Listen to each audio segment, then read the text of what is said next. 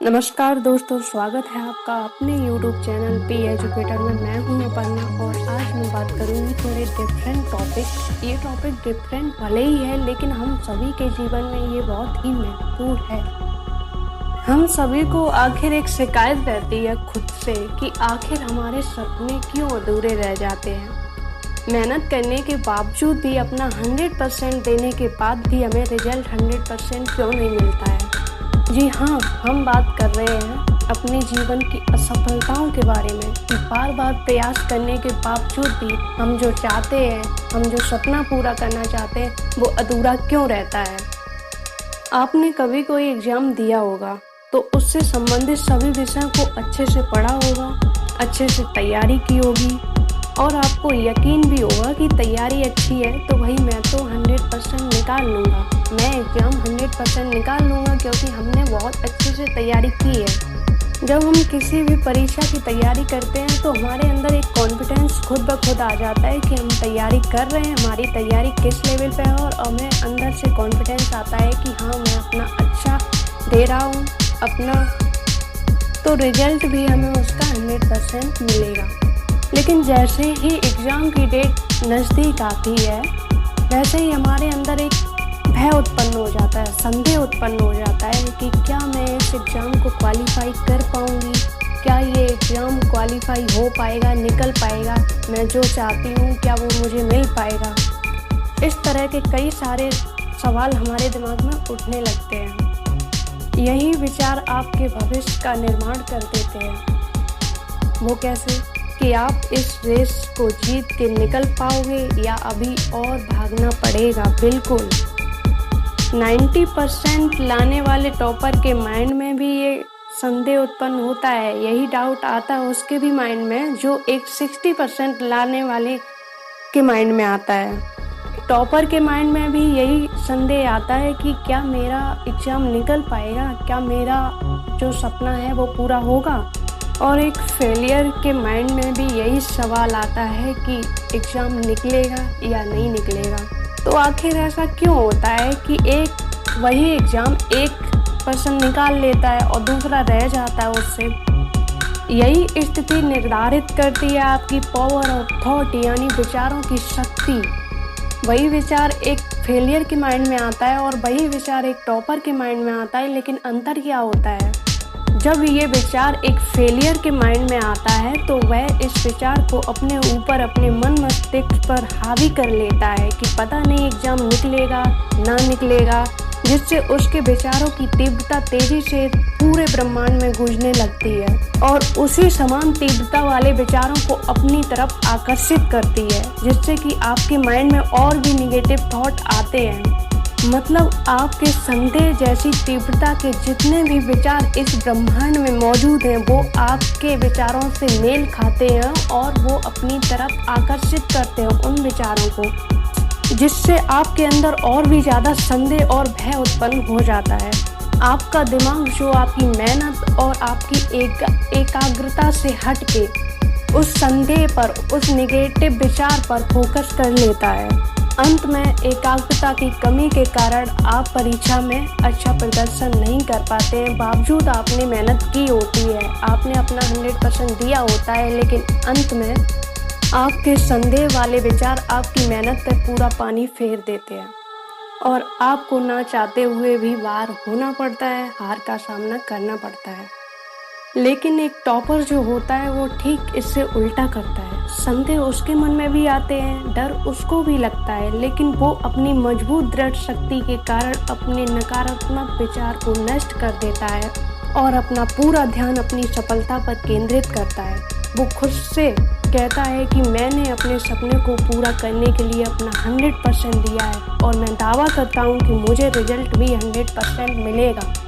और जब वह इस तरह के विचारों की तीव्रता अपने चारों तरफ भेजता है तो उसके पास वापस इसी तीव्रता के विचार आते हैं कि हाँ, तुम कर पाओगे, तुम करोगे, तुम पाओगे, तुम पा सकते हो, और वो अच्छा प्रदर्शन करके उस परीक्षा पर जीत हासिल कर लेता है।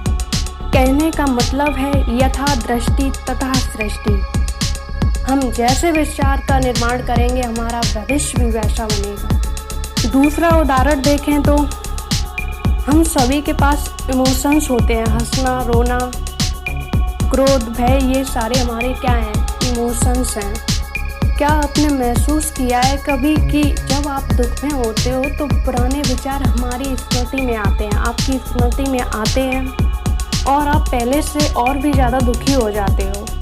ऐसा इसलिए होता है क्योंकि उस वक्त आपका ध्यान, आपकी भावनाएं दुख पर केंद्रित होती हैं और आपके मस्तिष्क में दुखी करने वाले विचार आने लगते हैं तथा वो आपके आसपास उसी तीव्रता से सभी विचारों को अपनी तरफ आकर्षित करते हैं, जिससे आप और भी ज़्यादा दुखी हो जाते हो। ऐसा इसलिए होता है क्योंकि हम सभी पर एक नियम लागू होता है जिसे हम कहते हैं लॉ ऑफ अट्रैक्शन, मतलब आकर्षण का नियम। इसका तात्पर्य है समान विचार को आकर्षित करते हैं। मतलब जब हम दुखी होंगे तो आप अपनी तरफ सभी दुखी विचारों को आमंत्रित करेंगे और आप पाएंगे कि आप और भी ज़्यादा दुख का सामना कर रहे हैं। विचार चुंबकीय हैं। हर विचार की एक फ्रिक्वेंसी होती है। जब आपके मन में विचार आते हैं तो वह पूरे ब्रह्मांड में पहुंचते हैं और चुम्बक की तरह उसी फ्रिक्वेंसी वाली सभी विचारों को अपनी तरफ आकर्षित करते हैं। आपके वर्तमान विचार आपके भावी जीवन का निर्माण करते हैं। आप कैसा सोच रहे हैं, इस पर गौर करना सीखें, संकेतों को पढ़ना सीखें, क्योंकि इसी तरीके से आप जान सकते हो आप क्या सोचते हो। जब आप बुरा महसूस करते हैं और अपने विचारों को बदलने तथा बेहतर करने के लिए प्रयास नहीं करते हैं तो इसका मतलब है कि आप दुख, बुराई से निजात नहीं पा रहे हो, बल्कि उनके बारे में सोच के वही फ्रिक्वेंसी भेजते हो तथा उन्हीं विचारों को अपनी ओर आकर्षित करते हो। अगर आप अच्छा महसूस कर रहे हो तो आप ऐसे भविष्य का निर्माण कर रहे हो जो आपकी भावनाओं के अनुकूल है, आपकी इच्छा के अनुरूप है। अगर आप बुरा महसूस कर रहे हो तो आप ऐसे भविष्य का निर्माण कर रहे हो जो आपकी इच्छा के विपरीत है। आपको परेशानियों को सामना करना पड़ेगा। अगर आप समस्याओं पर ध्यान केंद्रित कर रहे हो तो इसका मतलब है आप समस्याओं को अपनी तरफ आकर्षित कर रहे हो। अगर आप सॉल्यूशन पर ध्यान केंद्रित कर रहे हो तो इसका मतलब है आप समस्याओं को खत्म कर रहे हो और समाधान का निर्माण कर रहे हो। आपके विचार ब्रह्मांड के सबसे शक्तिशाली चुंबकीय आयाम हैं, तो आपको तय करना है कि इस चुंबकीय आयाम को आपको किस दिशा में ले जाना है, नकारात्मक दिशा में ले जाना है या सकारात्मक दिशा में ले जाना है। आप जो विचार सोचते हो वो तत्काल ब्रह्मांड में जाता है तथा उसी के अनुसार आपके भविष्य का प्रकटीकरण की तैयारी करने लगता है। इन सभी उदाहरणों का सिर्फ एक ही तात्पर्य निकलता है कि हमारे जीवन में जो परेशानियां हैं, जो असफलताएं हैं, हमारे विचार इन सब के जिम्मेदार हैं। अब आपके माइंड में आता होगा कि भाई क्या बकवास है ये, विचारों पर भला कैसे नियंत्रण किया जा सकता है, कैसे नियंत्रण पाया जा सकता है। विचार तो स्वतंत्र हैं, कभी भी कुछ भी और कितने बुरे कितने अच्छे भी कहीं भी आ सकते हैं। अगर आप ऐसा सोच रहे हो तो आप बिल्कुल कि विचार तो वही स्वतंत्र हैं, कुछ भी आ सकते हैं, हम उन्हें कैसे रोक सकते हैं। ये तो बहुत ही असंभव सा लगता है कि विचारों पर नियंत्रण कैसे रखा जा सकता है। बिल्कुल सही सोच रहे हैं। हम विचारों पर नियंत्रण तो नहीं रख सकते हैं, बिल्कुल नहीं रख सकते हैं, लेकिन हम उनकी दिशा तो बदल सकते हैं, बिल्कुल बदल सकते हैं। मतलब हम ऐसे विचारों को त्याग सकते हैं जो हमें परेशानियों में डालें, दुख दें इत्यादि।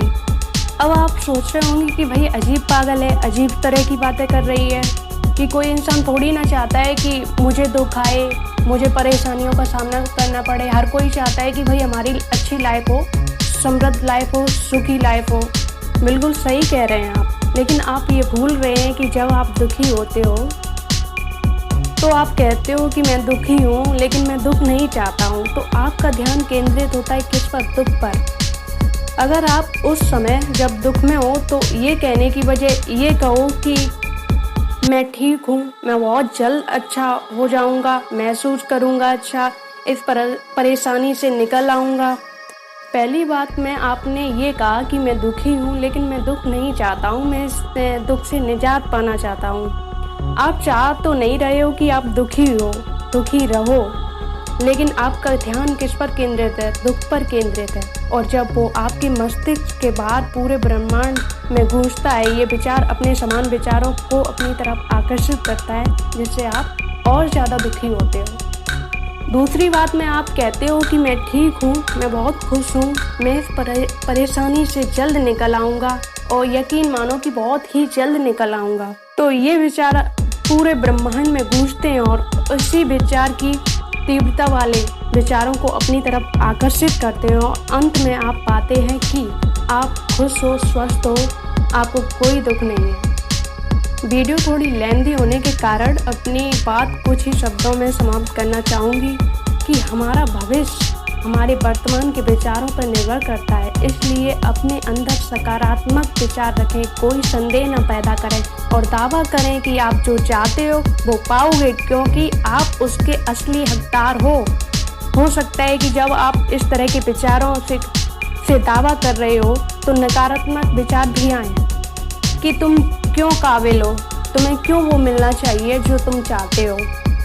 तो तुम जवाब दो कि मेरा मस्तिष्क जिन विचारों को उत्पन्न कर सकता है, मैं उसको हकीकत में बदलने की क्षमता रखता हूँ, और इसी के आधार पर मैं ये चाहता हूँ कि उसे पाने की असली हकदार जो वो मैं हूँ, और मैं उसे ज़रूर पाऊँगा। उम्मीद है कि मेरे इस लंबे चौड़े लेक्चर में आपके अंदर थोड़ी सी पॉजिटिविटी आई होगी, और वीडियो पसंद आया हो तो प्लीज़ अप्रिशिएट कीजिए। वीडियो को लाइक करें, शेयर करें, चैनल को सब्सक्राइब करें और बेल आइकन पर क्लिक करें, जिससे कि जब भी वीडियो अपलोड हो तो नोटिफिकेशन आप तक पहुंच सके। अंत में यही कहूँगी कि परेशानियों के बारे में मत सोचो, उनके सॉल्यूशन पर ध्यान केंद्रित करो, तो परेशानियां खुद ब खुद अलग हो जाएंगी। स्वस्थ रहिए, मस्त रहिए। धन्यवाद।